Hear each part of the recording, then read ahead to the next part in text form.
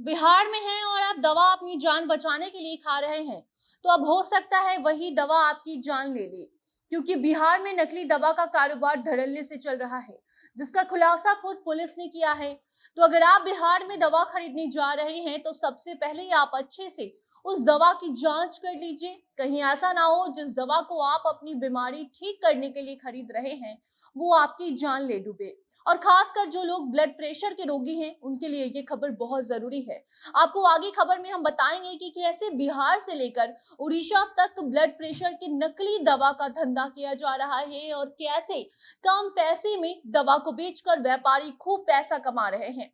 हम आपको बताते हैं कि कैसे असली और नकली दवा की पहचान आप कर सकते हैं और कैसे बिहार में उस काले धंधे का कारोबार हो रहा है और उसका शिकार आम जनता को बनाया जा रहा है। सारी जानकारी आगे खबर में आपको हम देंगे, मगर उसके पहले नमस्कार, आप जनता जंक्शन देख रहे हैं और मैं आपके साथ वंदना पांडे। ये खबर हर उस मरीज के लिए जरूरी है जो ब्लड प्रेशर की परेशानी से जूझ रहा है और इससे निजात पाने के लिए आप दवा का सेवन करते हैं। लोगों की परेशानी को अपना पैसा कमाने का जरिया कुछ व्यापारी बनाकर बैठ गए हैं और उसके चक्कर में ऐसे कारोबार को बढ़ावा मिल गया है जिससे कि लाखों लोगों की जिंदगी बर्बाद हो सकती है, लोगों की जान जा सकती है। लेकिन इससे उन व्यापारियों को कोई लेना देना नहीं है जो बिहार से लेकर उड़ीसा तक अपना धंधा फैला चुके हैं और धड़ल्ले से इस कारोबार को चला रहे हैं।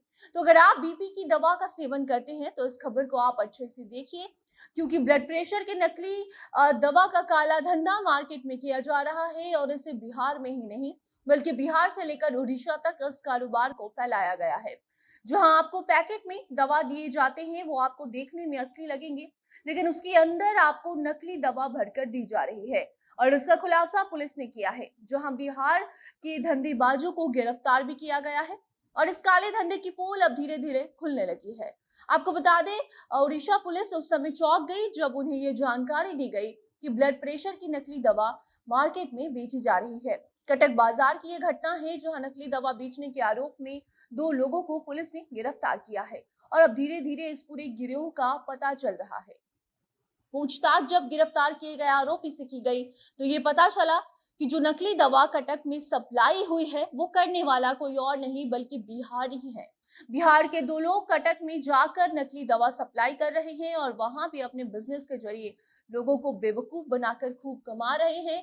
और उन 2 आरोपियों का ये भी कहना है कि वो बिहार में ऐसे बिजनेस को बढ़ावा देते हैं और बिहार से लेकर अब उड़ीसा तक अपने इस बिजनेस को फैला चुके हैं।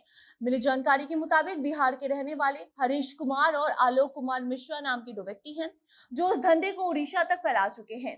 अब पुलिस ने दोनों को गिरफ्तार किया है तो पता चला है कि ये सारा दवा का खेल ये दोनों ही करते हैं। ये दोनों पहले बिहार में दवा को बेचते हैं और अब उड़ीसा तक अपने बिजनेस को कर रहे हैं। इन दोनों को ट्रांजिट रिमांड पर लेकर उड़ीसा पुलिस चली गई है और ये सारा खेल लोगों को बेवकूफ बनाकर खेला जा रहा था। बाजार में डिस्काउंट के नाम पर ब्लड प्रेशर की नकली दवा बेची जा रही थी और लोग जिस दुकान पर सबसे ज्यादा डिस्काउंट मिलता है उसी पर जाकर दवा खरीद रहे थे और अपनी जान को खतरे में डाल रहे थे। उन्हें इसकी भनक भी नहीं थी कि उन्हें जो दवा मिल रही है वो नकली है। बाकी अब उड़ीसा से 2 आरोपी को पुलिस ने गिरफ्तार किया है और उसके बाद बिहार आकर यहां से भी 2 लोगों को पकड़कर अपने साथ ले गई है और अब वहां आगे इस मामले की जांच चल रही है। बाकी इस मामले में अभी तक जो खबर निकल कर सामने आई है वहां सिर्फ ब्लड प्रेशर की नकली दवा का धंधा चल रहा था। लेकिन आप ये सोच सकते हैं कि अगर ब्लड प्रेशर की दवा के साथ छेड़छाड़ हो सकता है तो फिर किसी भी दवा के साथ खिलवाड़ होता होगा। इसीलिए आपको कुछ खास बातों का ध्यान रखना है। जब भी आप दवा लेने दुकान पर जाएं तो कुछ खास बातों का ध्यान रखें, वरना आपके साथ भी धोखेबाजी होगी और उसका सीधा असर आपके स्वास्थ्य पर पड़ेगा। इसलिए जब आप दवाई खरीदते हैं तो उस समय सबसे पहले पैकिंग को अच्छे से जांच लीजिए। अगर पैकिंग या सील में किसी भी प्रकार की कोई कमी दिखती है तो दवा मत खरीदिए। दवा खरीदने के पहले हमेशा विश्वसनीय दुकान पर ही जाएं। यदि आप कोई विश्वसनीय दुकान नहीं ढूंढ पा रहे हैं तो कोशिश करें कि दवा किसी अच्छी कंपनी की ही खरीदें जिसे आप पहले से जानते हैं। दवा खरीदते समय उसके बैच नंबर को जांचना ना भूलें। दवा बनाने वाली लगभग सभी कंपनियां पैकेट पर अपना होलोग्राम या फिर बारकोड जरूर मेंशन करती हैं, तो बिना होलोग्राम और बारकोड वाले दवा को आप ना लें। आमतौर पर नकली दवाइयों का रंग और आकार पैकेट में ही बदल जाता है। दवा खरीदते समय इस सभी चीजों पर आप नजर रखिए। अगर आपको दवा पर शक है तो उसे मत खरीदिए। गोलियां खरीदते वक्त ध्यान रखें कि वो टूटी हुई ना हो।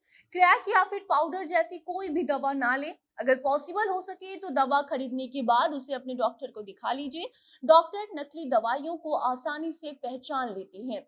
दवा खरीदते वक्त उनकी कीमतों पर भी ध्यान दीजिए। अगर आपको किसी दवा पे शक है और उसकी कीमत बहुत सस्ती लग रही है या कुछ ज्यादा ही दुकानदार डिस्काउंट दे रहे हैं तो फिर सतर्क हो जाइए। आमतौर पर कंपनियां लोगों को सस्ते दामों का लोभ देकर नकली दवाइयां बेचती हैं। ठीक वैसे ही जैसा हमने अभी आपको बिहार से लेकर उड़ीसा तक चल रहे ब्लड प्रेशर की नकली दवा के मामले में बताया है। नकली दवाओं का भंडाफोड़ करने के लिए फार्मा सिक्योर नाम की एक संस्था मुहिम भी चला रही है। तो अगर आपको किसी दवा के असली या नकली होने का पता लगाना है तो पैकेट पर लिखे यूनिक आइडेंटिफिकेशन कोड को आप 9901099010 पर एसएमएस कीजिए। मैसेज करने के बाद आपको एक नया मैसेज मिलेगा जिससे दवा के असली या नकली होने का आपको पता चल जाएगा। हालांकि अभी सभी दवाओं पर यूनिक आइडेंटिफिकेशन कोड नहीं रहता है, लेकिन आपको सभी दवा को अच्छे से जांच पड़ताल करने के बाद ही खरीदना है, वरना आप भी धोखे के शिकार होंगे और उसका सीधा असर आपके स्वास्थ्य पर पड़ेगा, जिससे कि आपकी जान भी जा सकती है। इसीलिए आप जब भी बाजार में जाइए दवा लेने, तो फिर ऑनलाइन भी अगर आप दवा खरीदते हैं तो उसको अच्छे से जांच लीजिए, नहीं तो कम पैसे में दवा लेने के चक्कर में आप अपनी जान को खतरे में डाल सकते हैं। इसलिए सतर्क रहिए और स्वस्थ रहिए। बाकी इस मामले में आगे कोई भी अपडेट आती है तो आप तक हम जरूर पहुंचाएंगे। तब तक आप वीडियो को शेयर कीजिए और अपनी राय भी कमेंट बॉक्स में बताइए। अगर आपके साथ भी ऐसे कोई धोखाधड़ी के मामले हुए हैं, नकली दवा आपको मिला है, तो उस बारे में भी आप कमेंट बॉक्स में बता सकते हैं। और बाकी अन्य खबरों को जानने के लिए जुड़े रहिए जनता जंक्शन के साथ। कैमरे के पीछे थे विशाल और मैं थी आपके साथ वंदना। धन्यवाद।